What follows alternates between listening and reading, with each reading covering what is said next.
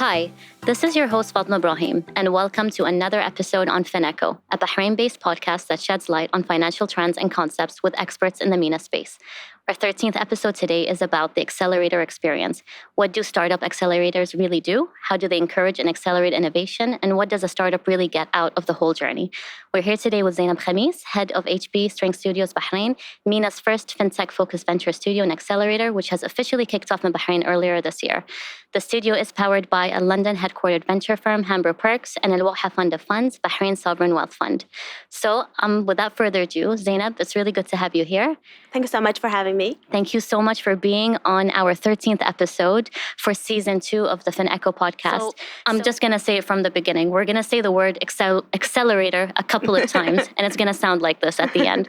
So first of all, I'm going to start with an introduction. We're really excited to have HP Spring Studios. A lot of people have been anticipating the launch, especially startups in the region within the fintech sector.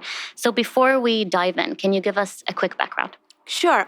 So Spring Studio, it's actually Hambro Spring Studio. That's why HP. So it's, as you mentioned, it's backed by Hambro, which is a British fund of fund that's been there since 2013. They've invested in more than 140 startups worldwide. 2 years ago or 3 years ago, they saw the opportunity in the MENA region. So they opened the RX fund in Dubai, and they started investing in the MENA region. And the MENA startups, they saw the potential in Bahrain and making Bahrain as the fintech hub. And this is actually what we're trying to do as a vision from the government. And that's how we started with Al Waha fund of fund to open this Spring Studios, where we actually build startups from scratch with co-founders that they've done it before. And then we invest as well in our accelerator program, or as we call it, our fund in accelerating fintech startups. And we focus on Bahrain because we know that Bahrain has better legislation and regulation, and when it comes to CBB, making it easy for startups to have fintech licensing in Bahrain and reach to their sandbox. And making Bahrain as the gateway to the region is very easy. It's just one causeway away. No, I mean, that's amazing. Bahrain definitely is the emerging fintech hub, I'd like to say. Mm-hmm. And investors right now, they're putting a lot of emphasis within on the fintech sector. It is, I would say, in the next 8 years, valued at 300 plus billion. So that's a very large industry. I think in the MENA region, there's only 20 really good fintech accelerators, I would say. Not even fintech accelerators, just accelerators in general. And, I'll come back to that point. And in the US, obviously, and, beyond the Middle East, there's hundreds and thousands of accelerators. So really the competition is who can do it better, who's really producing the right kind of startups, who's really producing talent in the country. And rightfully said, Bahrain is seeing that movement, doing all these kind of funds, getting all these investors on board. We do have the talent here. We do have the people here. But I'm going to play devil advocate through the conversation and kind of really differentiate what accelerators do, their due diligence process, and what differentiates, I think, HP Spring Studios from the rest, because I know that you guys have a different model. So you do say on your website, you have no large cohorts, set timelines, or generic syllabuses, which a lot of the accelerators do. And you also say that you bring in mentors, you have a tailored plan. Tell me what that is about. Okay. So first of all, I will start that we as Spring Studios, we build startups from scratch. We have the team in-house. That's a big responsibility. From the product side, from the tech side, UI, UX, the branding. We just launched our own branding because we have all of this talent in-house.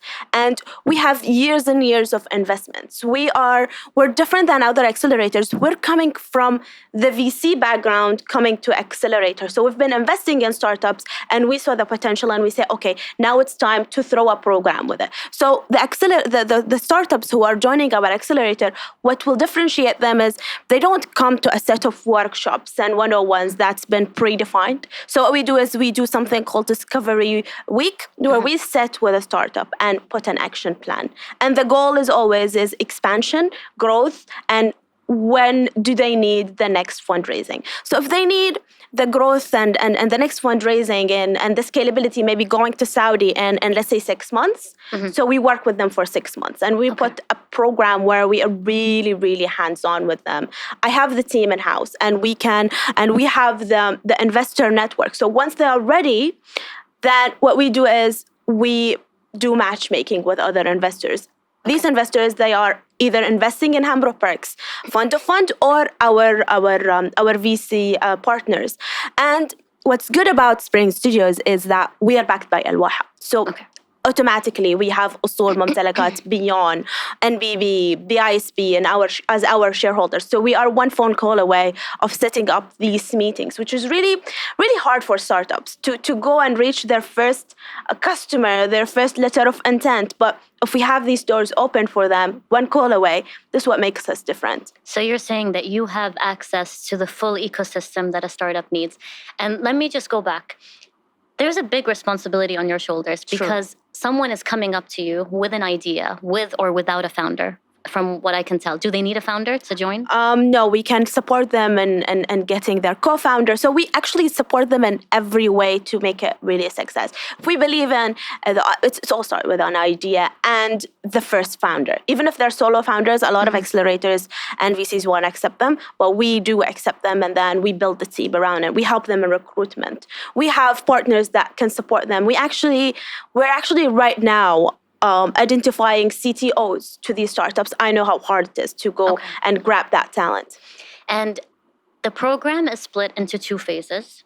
I would say phase 1 is where you kind of help them with the setup, the licensing, kind of the initiation, the discovery call, figuring out what the startup idea is about, what are they looking to tackle, the challenge point. And then the second phase is really after they've kind of pinned that down, what are they going to do with all of that wealth of information to scale and gain traction and all of that? And actually, there'll be funding as well. So we give them a ticket, we take equity, of course, and then as we call it in the beginning, we're very hands-on, but then we don't leave them because we have stakes in these startups and we really want them to success.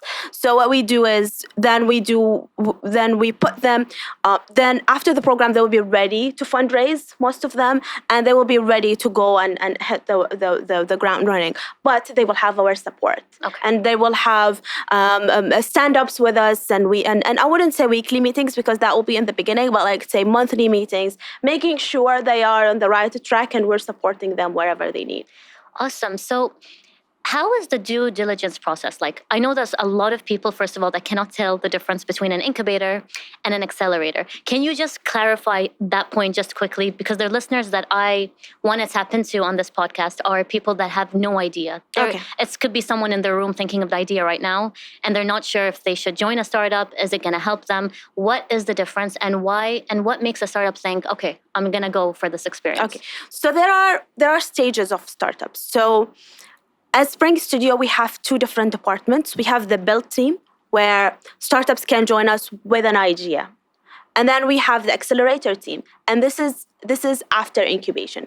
So what incubators do, and there are a lot of them in Bahrain, that they take the startup with an idea and they build the team and all of that. We take them after that. So we take a step further than that. A step further. So we complete the picture.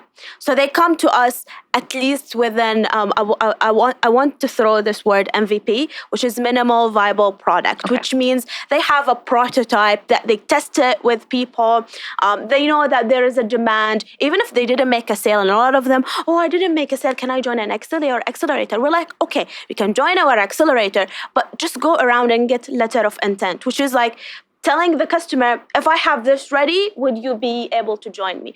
I want them to show me that they did the work and they are the right team. Because at the end of the day, it's early stage. It's all about the team. It's all about the idea. Agree with you. I mean, most people come up with an idea, and as a founder, especially technical founders, they think that their idea is the best. Exactly. And it's like being on a ride, but no one else is with you. You're the only one there getting that high from your idea. It's great. But when the testing actually comes in and you figure out people don't actually need this idea, or they don't need your solution, or the market just doesn't understand or grasp what you Exactly. have to offer. Actually, that happened to me. So when I graduated, I joined an IT firm, and then we decided that it was 2015. So it was very early for the Bahraini market Yes. to have e-commerce. Still, COVID is not there. There was nothing there. Exactly. So we decided that, everyone in the global, they're doing e-commerce. So like, why don't we spin that off as a new company? And we did. And we failed in 1 year because the demand was not there. I did it, and we really didn't do. We went to speak to vendors, and they were happy to be on the platform, but we didn't really test the market and see if the customers they want to be there. And we failed after 1 year. We couldn't survive. But if we did this in 2020, it would be a great hit. But we're just like we're in the wrong. No, I mean that's great to say. I think some accelerators do this. I know like Y Combinator, or one of the biggest accelerators in Silicon Valley, the US, they have this process that I like. It's a question that they ask when people join accelerators. They ask the startup that's joining, did you ever fail before? Yeah, it's actually one of the things that we ask as well. That's good to know, because if a startup doesn't fail or doesn't have any drawback or think that they don't have any weakness points, that means they're lacking something from the get-go. And you have to, and a lot of them, if they've never failed, they have that ego issue. And you don't want to work with that, because that actually will give us a lot of hard time. Because one of the criteria that we pick the team, sometimes it's not the great idea, sometimes and most of them it's the founders. If they have an ego issue, that means they're not coachable. And you don't want these people in your portfolio, because it's very hard for you to coach them. They need to fail, they need to understand. And you have to bring them back to earth.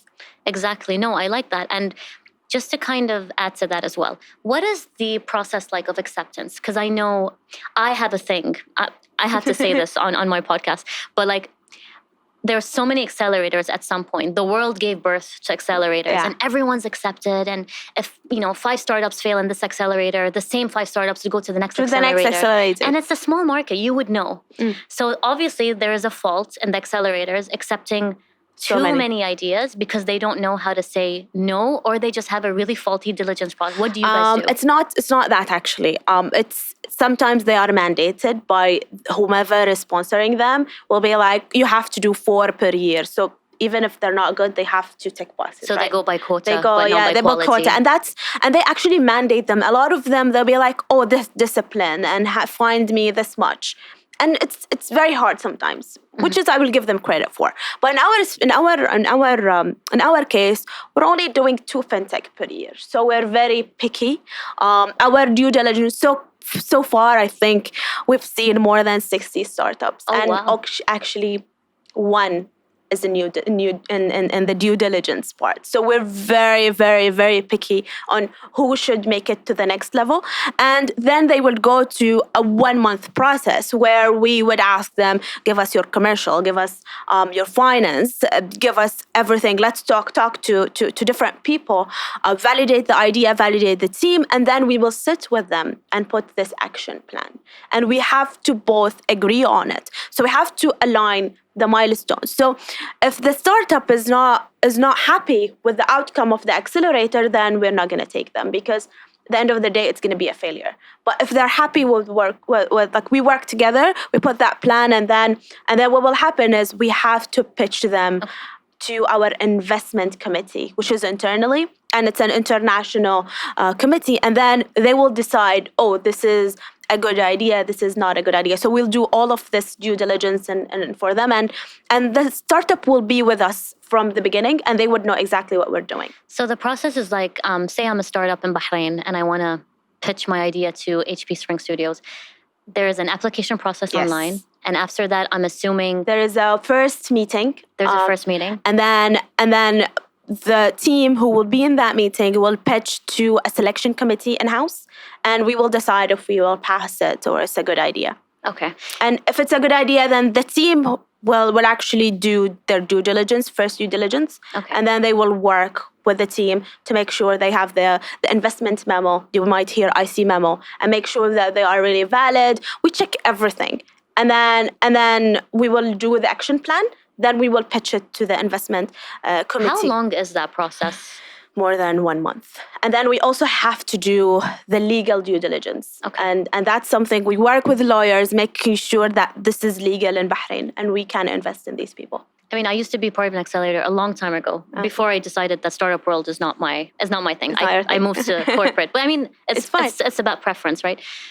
The accelerator that I was a part of it was crazy. It was, I think I applied. Within an hour, I got an acceptance. Wow. And then I was part of the cohort and everything happened so quickly. But I didn't realize that I think... It was preset. It was exactly. And I think for your accelerator, to have 60 people apply and then only 1 or 2 go through, that gives them a sense of that you're meant to be here. And I think some accelerators, there's a term for it, I don't remember. Once, for example, I was just listening to this podcast. 600 startups applied for this accelerator and only 3 made it. So those 3 startups, obviously, that's recognition in itself. Exactly. And that's something, because at the end of the day, we're putting 2 big VCs and funds in their cap table. That will give them the credit. Like, these people were really vetted. So it's easier to get the next round of funding. Yeah. And this is an interesting question, because you said that you help startups build startups from scratch.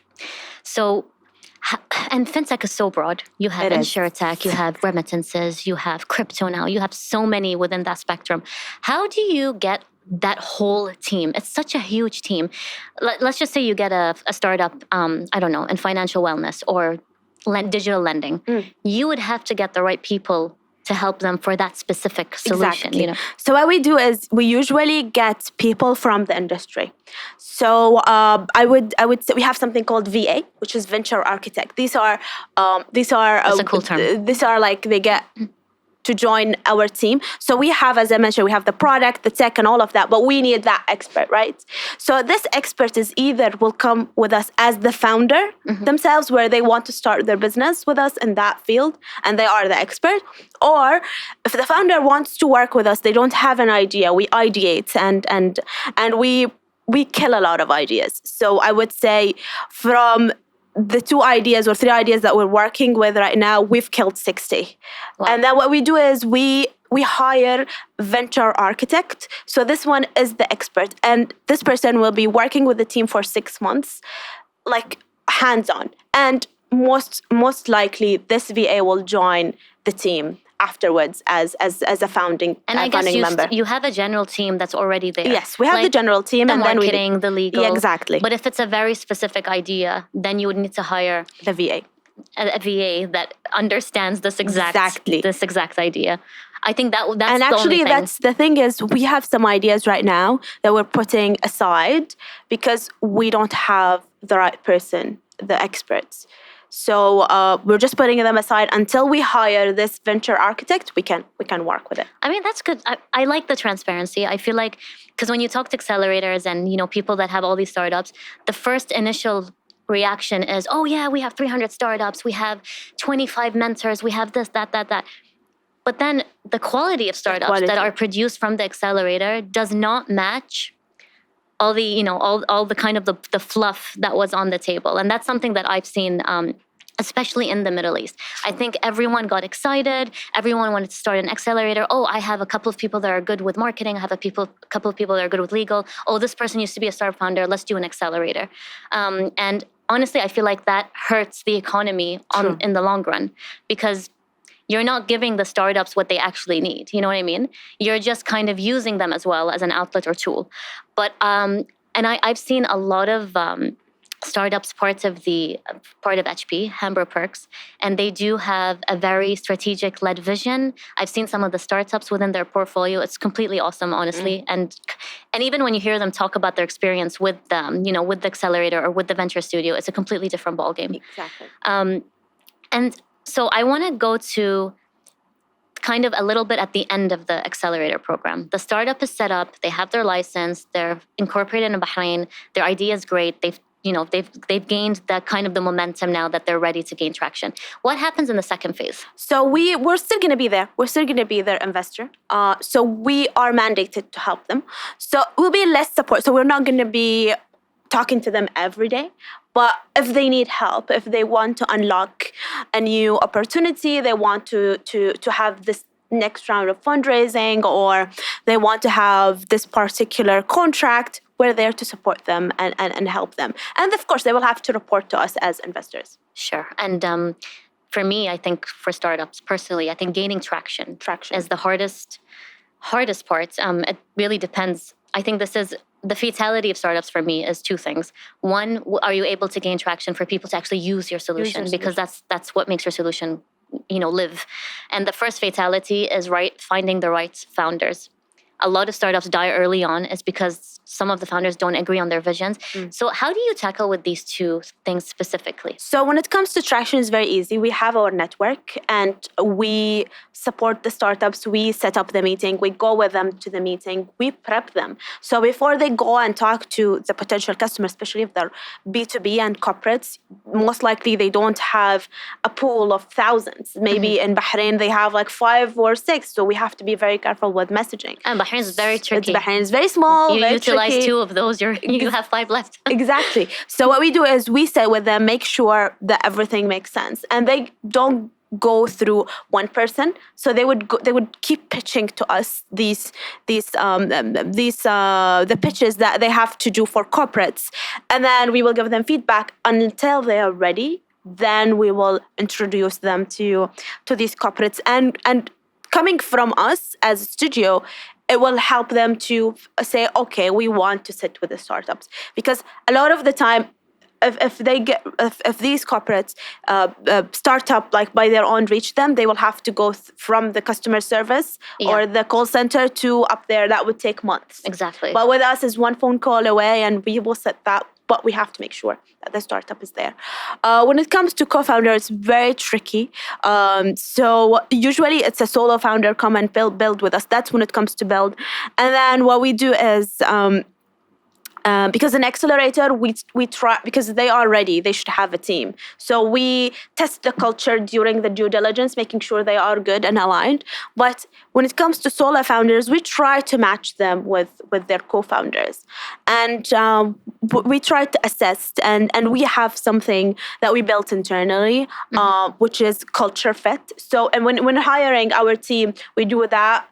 A questionnaire that we make sure that they are culturally fit, and that we encourage our startups to have that culture fit interview before they actually hire the co-founder. Oh, I think that's very important, because it's different when you already have a team that's already sold on the vision. And most of the startups that have teams already are people that have believed in the idea for years, or they have a personal attachment to it. Their experience led them to that. But to find a new co-founder and going into an accelerator program, it's very tricky. It's very tricky. But the culture fit kind of test does work, just to kind of see if they match and are aligned in their vision and the way forward. Now, I want to move to the next kind of topic. Moving away from startups, from the Startup Accelerator in particular. You've worked with a lot of startups, and you've had conversations with them, you've seen them grow, you've seen some fail. What do you think is a challenge to startups, like the top 3 challenges that you've seen? So a lot of startups, what they will do is, and that's what brings me to validating the idea. Say they, as you mentioned, they have a great idea. They think that it would work. It's a $1 million idea, but they've never tested. Their value proposition is, localization. I will take this and I will make it localization. What localize to this, which with translation or something. And I will be like, okay, what if those big corporates will have the money? They decided that they will come to the region and just like put it in Arabic. It's just translation language, right? It's nothing. So first of all, is they should have their clear and compelling value proposition. And then it's about the team. And it's really, really, especially in the early stage, it's the team that will make it or break it. And last thing is access to resources, access to funding. So I speak to a lot of startups, and I'll be like, okay, you're doing something medtech, but where are the med people in your team? Yeah. And if they say, no, I don't, I'll be like, okay, fine, you don't need to hire these people, but you can get them as advisors. So having an advisory board, having mentors in your team, it's really like, well, will make sure that you're actually building a product or a service that someone will use it. And like for a startup accelerator, I'm just going to talk about an example in the US. If someone gets accepted to an accelerator in the USA, they have to move to the US to be part of this 6-month accelerator program. Now, let's just say someone outside of Bahrain, because, it's open to the whole MENA region, right? Comes and sets up here. The regulations are different. I would assume it would be better. The environment is different. The way corporates think, the mentality of corporates here, even the mentality of users. How do you help them navigate this? I would call it like a culture shock initially. That's why we have Bahrainis in our team to actually help them understand. And what we do is we do a lot of interviews with people. We do a lot of ecosystem networking, a lot of meetups, coffee meetups, so they can go and engage with their customer and understand their point of view. And we'll always play the devil advocate, and we'll be like, okay, what if people don't like this? Go and talk to your potential customers here in Bahrain and make sure that this is aligned. Yeah. And just to kind of add on to that, I don't know if this is an issue, but this is my personal take. Startups sometimes want to validate their idea in a market. And in other countries, they have things like research institutes or data analytics, but ones that they can actually use that are not expensive. Because when someone hears data analytics here, like let's just say I want to test the fintech app, right? I have to go to a bank, ask them if I can, get their database of users, or I have to go one by one to each user and say, like, be the salesperson. Like, can you try my app? Is it great? Can you give me feedback? Which is the hard way as well. But there isn't really a program where you can just get users to sign up, give you the data analytics there. I don't think people know. Do you provide that as well? Because that's really important as well. Actually, it's very hard to have data here in Bahrain. As a data scientist, I've struggled. Oh, you are? You do have that background. Okay. Actually, I did my master thesis in startup investment. Okay. And I couldn't find data. I don't think I've heard a lot of people with that master's. That's awesome. So I couldn't find data. Okay. And what I did is I just tapped into a paid database, but I didn't really have a lot of MENA region They're data. Not personal. They're not personal. It doesn't have any startups that are from MENA. Like from 1,000 lists, I can just get 200 in the MENA region. So it was hard for me, and it's always going to be hard. But you have to when you have to do it the hard way, you have to do it the hard way.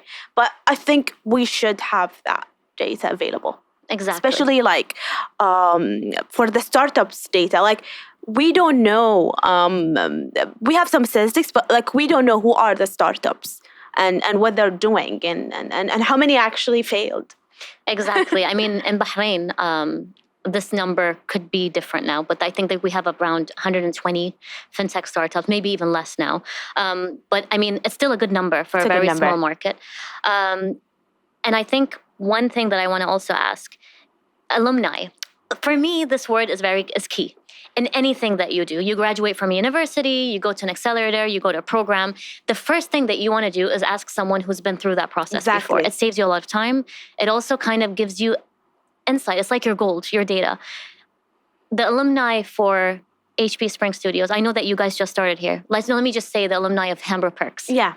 How do they fit into this whole plan? So what we do is we tap into them. Like if there are two similar ideas, we can tap into these founders and we can have them as a supporter and advisors. That's one of the things that we do.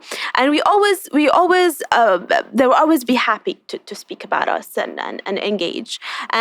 But we're doing something different in Bahrain. We're actually building. Like if you would go to the RX fund, for example, they invest and ma salama. That's it. But in our case, no, we're actually there in support. But they can ask any But we have great startups with exits and under our belt. So if we could do it with them, we can do it. That's actually a sold case. We have the case study. And I mean. Exactly. Imagine you have a startup such as yourselves. You put your efforts into 2 startups that have this amazing mass potential. The startup, obviously, it could be from Bahrain, it could be from Riyadh, it could be from Egypt, whatever it is. I'm talking about the emerging fintech hubs, right? Say that startup works. this person is going to provide talent here. Exactly. It's going to jobs, new solutions. And what we always encourage them is to have. So what we're going to do is, so we have our own co-working space. Okay. So the startup will actually, when they graduate, we can't say just buy and that's it, we close the doors. Their team, they can still come and work in our space. Oh, that's awesome. And then they will be part of this community, and they can tap into any expert in that space. So we encourage people to have their founders, or at least their business development, or their operation person, or someone in our space all the time to be with us. Awesome. And this is a personal question for you, because fintech is such an exciting thing. Years back, I always ask people, I'm like, what is the big deal with fintech? Why has it completely, it kind of disrupted, right? Everything مرة واحدة. And COVID accelerated it to another level. And at first, I was listening to this podcast before where someone used to laugh at Bill Gates. I think it was a talk show, and told him, people are not going to watch, they're not going to watch TV or sport games on their phones. Are you crazy? They have the radio for that. And now we're seeing different things, a lot of examples in the region. But what do you think within the fintech sector is your favorite section? So it depends on the market and market potential. Sorry, it's okay. So it depends on the market and the market potential. There are a lot of untapped markets in the region. And you can, like I would say on the top of my head, InsurTech, for example. Yeah. In Bahrain, people just think, and this is actually something that we need to raise awareness about. People will be like, oh, I'll just do my car insurance every year because the traffic police want me to do that every year. But there are so many opportunities there, and as Hambro Perks, we started as an InsurTech investor. That's how we started, and we have our own InsurTech program in London, and actually that's very close to our heart, and that's something we want to tap into. Which is great for Bahrain, because we have a very thriving insurance sector. Exactly. And you've mentioned the CBB, especially now. We've had steady results for the insurance market. Even I think last year we've had really good numbers, and it's expected to grow. So InsurTech, I really hope some of the startups that you have come from that background or actually think of tapping that. Actually, that one, the second one that I see huge potential is SME financing.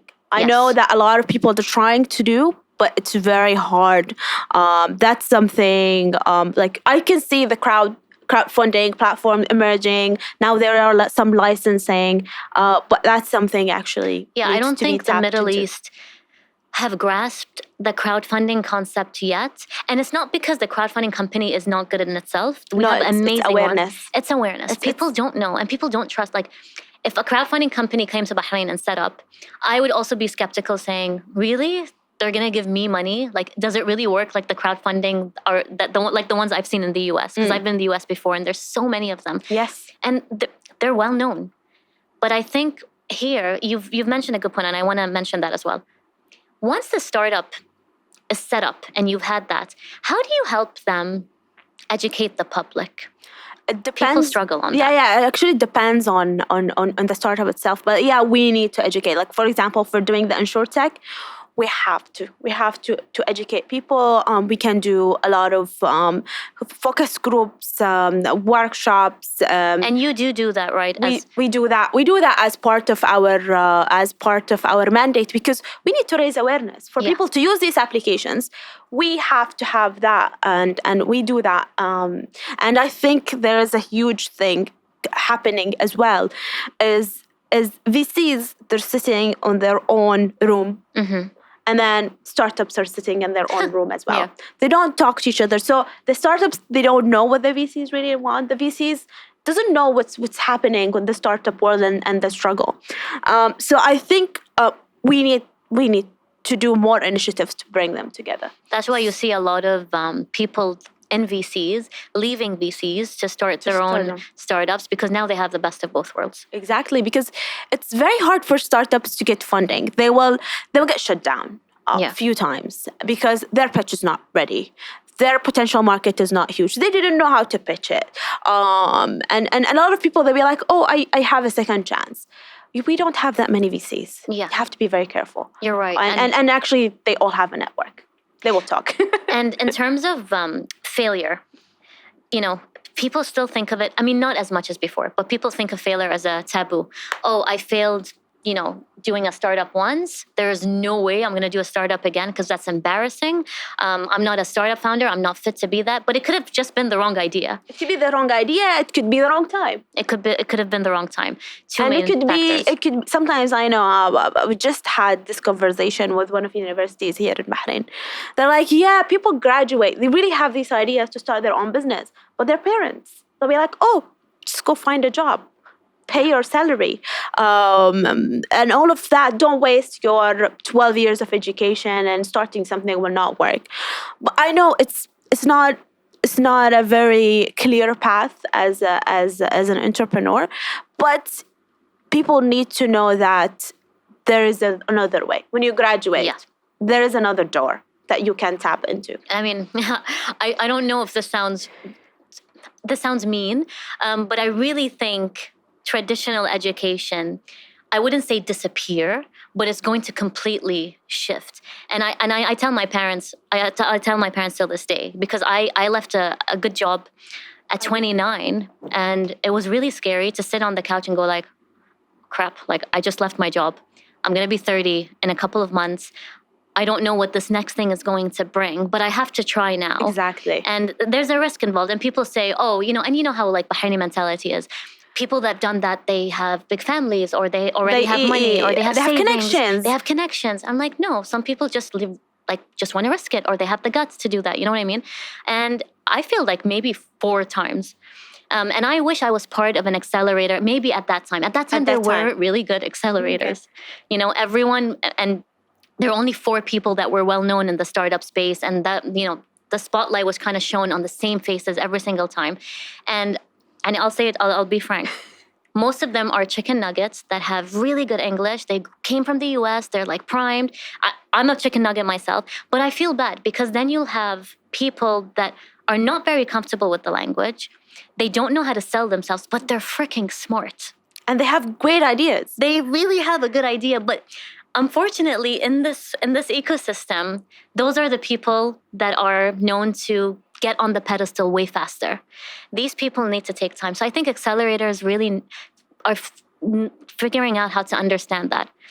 I think this is what's lacking in some of the accelerators. I'm not saying, this is for HP Spring Studios. If you find someone with an idea, their issue could just be selling that idea. Actually, that's something that I always tell people. Like I've listened to a lot of pitch rehearsals, and I will be like, sorry, and I can be mean sometimes. Sorry, you should not be the person who pitch it. Just your founder, your co-founder, your salesperson, even if it's your salesperson. Even if you have to get someone from your advisors. Maybe you have the wrong salesperson. Exactly. Someone needs to, because a lot of people, they'll be like, oh, I am the founder. I will pitch it. Mm-hmm. But I will be very mean and I'll be like, you're not the person. So I know I'm not going to mention name, but this startup, and they're doing something about makeup and fashion. And I'm like, why not a lady doing pitching? Because that makes more sense. It's more relevant. She would know the industry. She would know the industry. She can be the face. Not anymore, but most likely, yes. Yeah, at least but it has to be the right person who I have to say that for all the girls that trust only men to do their hair. No, I was talking about makeup, but yeah, it could be makeup. A man can do it, but this person, just to give him credit, he's not a makeup person. It shows, okay. But if he's a makeup person, then by all means. But I can be. The right person should pitch, and a lot of people, they will be offended that it's my idea. I am the founder. I should do it, but that's not. Yeah, but sometimes I think. You could be the strategist. Exactly. You're really good in building. The mastermind. Yeah. But I feel like, people differentiate startups like that. They're like, oh, this is the person that talks the most. This is his idea, or this is his startup. And they overlook the back-end people, which are actually the people building the startup. Exactly. It has to have a really good balance in between. And sometimes you can go to investor meetings if you're raising investment. You can go more than 1 people. It's fine. You can have the founder and the co-founder. A lot of the time, bring your finance person, because if you get questions about finance, you don't know. Yeah, that's it. it will show the lack of preparation. But if you have that person, if you have your team to answer questions, it'll be like, oh, that's actually a good team coming together. Exactly. And two more questions. I'll leave the best one for the last. Well, not the best one, the most personal one. This question is very important. I feel like before, when there were just startups coming into the MENA, people were just proud to like just go and be part of an accelerator. Now, though, because People are picky. People are picky. They choose what they actually interview the accelerator themselves. Yeah. Is this accelerator good for me? Is it good for my idea? What are you going to actually do for me? Exactly. Do you have those startups? Yeah. Actually, that's why we do the action plan.